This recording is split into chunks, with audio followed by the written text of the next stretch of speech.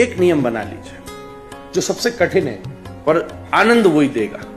ना तो हमसे कोई दुखी हो और ना हम किसी से दुखी हो। ये बड़ा कठिन काम है, पर अगर आनंद के परिवेश में प्रवेश करना है तो इस लेयर को तो क्रॉस करना पड़ेगा। उसमें भी पहला स्टेप है कि हम किसी से दुखी नहीं हो सकते भाई। क्या हमने इतनी कैपेबिलिटी पाई है? आश्चर्य की बात यह है, हंसाने के लिए बड़े संपर्क ढूंढने पड़ते, रुलाना हमारे लिए कितना कैजुअल है। एक बात आपसे कहूं, अपने को हंसाने का बटन दुनिया में सबको दो, पर अपने को रुलाने का स्विच केवल कृष्ण के पास होना चाहिए।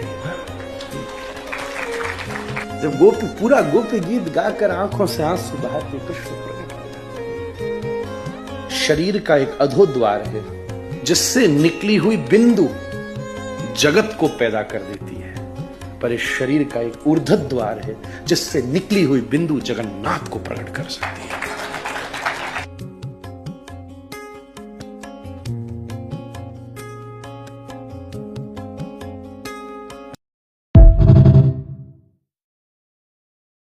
एक नियम बना लीजिए जो सबसे कठिन है, पर आनंद वही देगा। ना तो हमसे कोई दुखी हो और ना हम किसी से दुखी हो।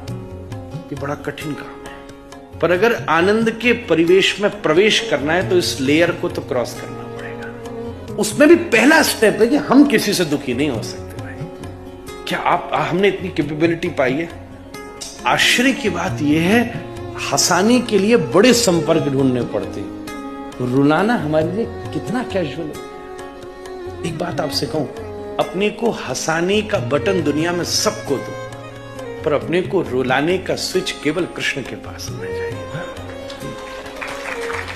जब पूरा गोपी गीत गाकर आंखों से आंसू बहाते कृष्ण प्रकट होता। शरीर का एक अधोद्वार है जिससे निकली हुई बिंदु जगत को पैदा कर देती है, पर इस शरीर का एक ऊर्ध्व द्वार है जिससे निकली हुई बिंदु जगन्नाथ को प्रकट कर सकती है।